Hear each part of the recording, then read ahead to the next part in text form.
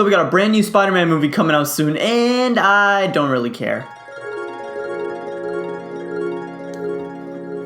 Before we jump into this, I just want to say that I'm not speaking on behalf of everyone because by the looks of things, the MCU seems to be doing just fine. I'm just speaking from my opinion and my personal experience with the MCU fatigue, and my opinion shouldn't really affect yours whatsoever. So for me, the fatigue really started sometime after Infinity War, and I loved Infinity War. The constant feeling of dread and doom that lingered throughout the whole movie was really refreshing and kind of rare throughout the MCU. But after Infinity War, literally like 3 months after Infinity War came out, they dropped Ant-Man 2. And I was like, whoa! My nigga, chill. I'm still trying to process Infinity War.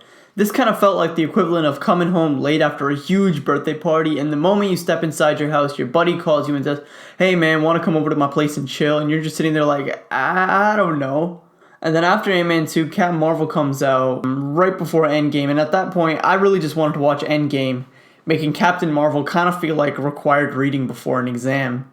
And now we have Spider-Man Homecoming coming out soon, and I'm sure it's going to be a great film, but it's literally a few months after Endgame, and to be honest, I just kind of want to breathe a little. And aside from that, it just kind of looks a little run-of-the-mill, if you know what I mean.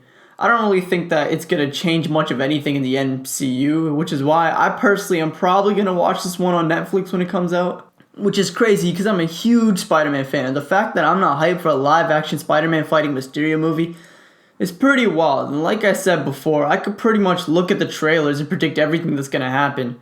And if I were to bet money, I bet it'd go something like this. Spider-Man doesn't want to be Spider-Man after the events of Endgame, so he goes on a field trip with his friends and is having fun just being a normal kid until Nick Fury shows up and says, hey man, the world is in trouble, join me and let's take him down. There are some ups and downs along the way, and Spider-Man's life only slightly ends up changing as they tease the future of the character. But as cynical as I sound, I hope I'm wrong.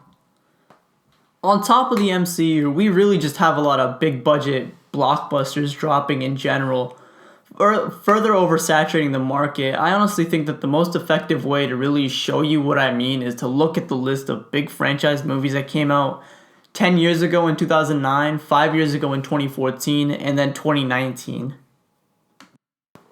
So for an example, the big movies that came out in 2009 were Avatar, Transformers, Harry Potter, Up, a new Star Trek, new X-Men, Terminator, Twilight, Fast and Furious, and G.I. Joe.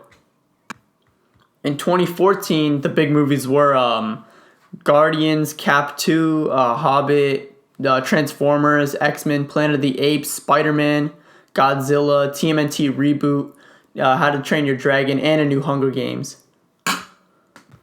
But in 2019, the big movies were Avengers Endgame, New X-Men, John Wick, Aladdin, How to Train Your Dragons, Godzilla, Toy Story 4, Lion King, Captain Marvel, Spider-Man Far From Home, Fast and Furious, new one, Star Wars Episode 9, Shazam, Frozen, Terminator, and Joker movie.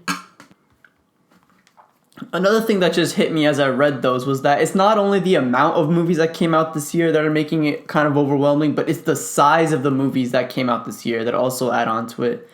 So just to put it out there, this year we're getting the conclusion of the Avengers, the old X-Men saga, the conclusion of John Wick, the conclusion of Star Wars, and the conclusion of the Toy Story saga. Those are all huge movies that I feel like in order for them to be kind of done right in a way, they kind of need a bit of hype and build up. And it's really hard to do that when you have one coming after the another, coming after another. It's almost like vacationing to Florida and then doing Disney World, Universal Studios, and Daytona Beach all in the span of one day. So I guess to conclude it all, I just want to say thanks for watching the video.